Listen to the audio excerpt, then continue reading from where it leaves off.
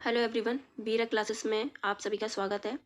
तो इस वीडियो में हम समास करेंगे। समास की हमने एक सीरीज स्टार्ट की जिसमें 200 प्लस प्रीवियस ईयर क्वेश्चन है जो कि यूपी के सभी एग्जाम में पूछे गए हो, चाहे वो यूपी पीसीएस हो, आरओ हो या फिर यूपी टेट प्लस सी या फिर बीएड। सारे क्वेश्चन हमने यहाँ पर इसमें रखे हैं जो भी पूछे गए हैं समाज से संबंधित क्वेश्चन। ठीक है, तो वीडियो स्टार्ट करते हैं। तो ये आज का 47 से स्टार्ट करेंगे। इसके पहले हमने 2 वीडियो बनाए हैं, आप उन्हें भी जाकर देख लीजिए।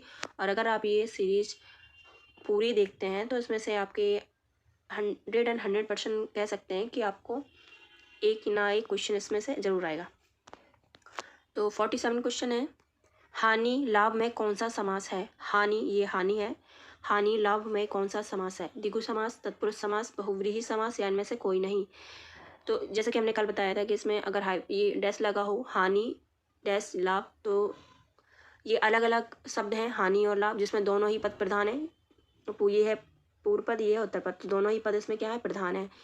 तो जहाँ पर इसमें सबसे पहले आपको याद रखना है कि यहाँ पर भी अगर ये डैश का निशान है तो वो द्वंद्व समास होता है। ठीक है, द्वंद्व समास होता है और उसमें क्या होता है कि दोनों ही पद जो होते हैं वो प्रधान होते हैं। तो इसका राइट आंसर क्या हो जाएगा, डी, इनमें से कोई नहीं। ठीक है, अगर हम ऐसे भी देख सकते हैं, अगर डैश को हम हटाना चाहें तो यहाँ पर क्या लगाएंगे, हानि और लगा सकते हैं, या भी लगा सकते हैं, अथवा भी लगा सकते हैं, या फिर एवं भी लगा सकते हैं। हानि और लाभ, हानि अथवा लाभ, हानि या लाभ, हानि एवं लाभ। तो ऐसे हम समझ सकते हैं। तो ये क्या होगा, द्वंद्व समास हुआ। 48 है, जय पराजय में कौन सा समास है। जय पराजय में कौन सा समास है। ए अव्ययी भाव, बहुव्रीहि, सी द्वंद्व, डी द्विगु समास। तो इसमें से कौन सा राइट आंसर है, सी, जैसे कि बताया, जय और पराजय, जय या पराजय। ठीक है, अलग है। 49 क्वेश्चन है, लंबोदर उदाहरण है। बहुव्रीहि समास का, द्विगु समास का, द्वंद्व समास का या फिर डी कर्मधारय समास का। लंबोदर किसका उदाहरण है, एक इसका राइट आंसर हो जाएगा ए, बहुव्रीहि समास का। ठीक है, बहुव्रीहि समास का। बहुव्रीहि में क्या होता है, जिसमें पूर्व पद और उत्तर पद ये दोनों ही प्रधान नहीं होते, बल्कि जो तीसरा शब्द से नया बनता है उसकी मुख्यता ज़्यादा होती है। ठीक है, अगला है, तिरंगा शब्द में समास है। तिरंगा शब्द में समास है, द्वंद्व समास, अभिभाव समास, द्विगु समास, कर्मधारय समास। तो इसका राइट आंसर हो जाएगा, तो तिरंगा, यहाँ पर तिरंगा क्या हो जाएगा, द्विगु समास। ठीक है, 3 रंगों वाला, तो यहाँ पे संख्यावाचक जो पूर्व पद है वो संख्या संबंधित है, तो द्विगु समास हो जाएगा। अगला है, पंचवटी शब्द में कौन सा समास है। यहाँ पे भी जो पूर्व पद है उसमें पंच यानी 5। ठीक है, तो ये भी संख्यावाचक है, तो इसमें कौन सा हो जाएगा, ए कर्मधारय, बी द्विगु, सी अभिभाव या डी तत्पुरुष समास।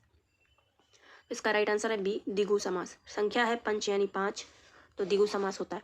अगला है, परमानंद शब्द में कौन सा समास है। तत्पुरुष, द्वंद्व, कर्मधाराएं, अभिभाव। परमानंद में कौन सा समास है, तो इसका राइट आंसर हो जाएगा सी, कर्मधाराएं। 53 है, निम्नलिखित में से द्वंद्व समास बताइए। यहाँ पर पूछा है द्वंद्व समास बताना है।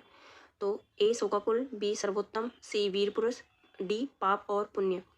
तो यहाँ पर डैश लगा है, जैसे कि अभी हमने शुरुआत में बताया था कि डैश लगा हो तो वो द्वंद्व समास होता है। ठीक है, यहाँ पर दोनों पद प्रधान होते हैं। पाप अपना अलग प्रधानता, इसकी अलग मुख्यता है पाप, और पुण्य की एक अलग मुख्यता है। ठीक है, तो पाप और पुण्य। 54 है, यथारुचि में समास है। तत्पुरुष, बहुव्रीहि, सी अव्ययीभाव, डी द्वंद्व समास। यथारुचि में समास है, सी, इसका राइट आंसर हो जाएगा अव्ययीभाव समास। उपकूल में कौन सा समास है। उपकूल में कौन सा समास है। द्वंद्व, द्विगु, अव्ययीभाव, तत्पुरुष। उपकूल में कौन सा समास है, तो इसका भी राइट आंसर हो जाएगा अव्ययीभाव समास, जिसमें क्या होता है, पूर्व पद प्रधान होता है। 56 है, यथा शीघ्र शब्द का समास बताइए। अव्ययीभाव समास, तत्पुरुष समास, कर्मधारय समास या फिर तत्पुरुष समास। किसी भी शब्द में एक पहचान इसकी बता देते हैं। अगर यथा लगा हो, जैसे यथा शीघ्र, यथा रुचि, ये तो यथा अगर लगा है तो वो अव्ययीभाव समास होता है। ठीक है, ये एक पहचान हो गई है इसकी, अव्ययीभाव समास है ये, इसका राइट आंसर। 57 है, चौराहा कौन सा समास है। बहुव्रीहि, द्वंद्व, द्विगु, तत्पुरुष। चौराहा कौन सा समास है, तो इसमें चौराहा यानी ये 4 राहों वाला, तो 4 क्या है, इसमें संख्यावाचक है, तो कौन सा हो जाएगा, द्विगु समास। सी इसका राइट आंसर है। 57 का हो गया सी। 58 है, निर्विवाद में समास है। निर्विवाद में समास है, ए कर्मधाराएं, बी अव्ययीभाव, सी तत्पुरुष, डी बहुव्रीहि। निर्विवाद में कौन सा समास है, तो इसका राइट आंसर हो जाएगा ए कर्मधाराएं समास। अगला है 59, निम्न में तत्पुरुष समास का उदाहरण है, इनमें से कौन सा है जो तत्पुरुष समास का उदाहरण है? एक तरफा, धनंजय, आत्मनिर्भर या वक्रतुंड। तत्पुरुष समास कौन सा है इसमें? तो इसका राइट आंसर हो जाएगा सी, आत्मनिर्भर। ठीक है, तत्पुरुष समास हुआ आत्मनिर्भर। 16 है, 60 है, चंद्रशेखर शब्द में कौन सा समास है? तत्पुरुष, द्विगु, बहुव्रीहि या फिर कर्मधाराएं। कर्मधाराएं चंद्रशेखर शब्द में कौन सा समास है? तो इसका राइट आंसर हो जाएगा सी, बहुव्रीहि। शिखर यानी जिसके ऊपर चंद्र हो, चंद्रशेखर होता है वो। ठीक है, जैसे कि अभी हमने बताया है कि जिसमें अगर दो शब्द हैं और दोनों शब्द की प्रधानता ना होकर तीसरे शब्द की प्रधानता होती है तो वो क्या होता है? बहुव्रीहि समास होता है। एक नया शब्द बनता है दोनों को मिला के। तो चंद्रशेखर, जिसके शिखर पर चंद्र होता है उसे चंद्रशेखर कहते हैं। अगला है 61, निम्नलिखित में से द्विगु समास का उदाहरण है। द्विगु मतलब जिसमें पूर्व पद क्या होता है? संख्यावाचक होता है द्विगु में। तो यहाँ पर क्या है, कौन किसमें संख्या शो हो रही है ये बताना है हमें। ए त्रिभुवन, बी तिरंगा, सी एकदंत, डी दशानन। तो द्विगु समास का उदाहरण है 61 का क्या हो जाएगा? बी, तिरंगा। ठीक है, तिरंगा। अगला है दशानन, आपको पता ही होगा ये क्यों नहीं हो, क्योंकि इसमें रावण का नाम होता है, बोलते हैं दशानन रावण को, क्योंकि उसके 10 सर थे इसलिए उसे दशानन बोला जाता है। ठीक, तो चौराहा कौन सा समास है? बहुव्रीहि, बी द्वंद्व, सी द्विगु, डी तत्पुरुष। चौराहा में कौन सा है? द्विगु समास। 62 का हो जाएगा द्विगु। अगला है 63, समास का शाब्दिक अर्थ होता है। ये क्वेश्चन कई बार पूछा गया, जैसे कि देखो यूपी टेट, BHU, MED, ये काफ़ी सारे एग्जाम में पूछा गया है क्वेश्चन। समास का शाब्दिक अर्थ क्या होता है? एग्जाम में पूछा है। समास का शाब्दिक अर्थ होता है ए संक्षेप, बी विस्तार, सी विग्रह, डी विच्छेद। समास का शाब्दिक अर्थ होता है ए संक्षेप। ठीक है। 64 है, दशानन कौन सा समास है? द्विगु, बहुव्रीहि, कर्मधाराएं या फिर डी द्वंद्व समास। दशानन कौन सा समास है? 64 का बहुव्रीहि समास। ठीक है, 10 सिरों वाला दशानन कहलाता है, बहुव्रीहि समास। 65 है, रोग पीड़ित में कौन सा समास है? कर्मधाराएं, द्वंद्व, बहुव्रीहि या फिर तत्पुरुष समास। 65 का क्या हो जाएगा?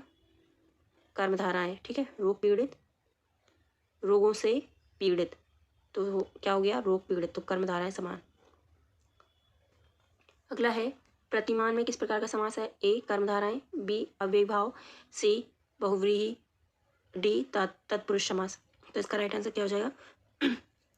बी अव्ययीभाव समास। ये भी याद रखना है, जिसमें प्रति पूर्व पद हो, प्रति हो या फिर यथा लगा हो तो वो क्या हो जाएगा? अव्ययीभाव समास।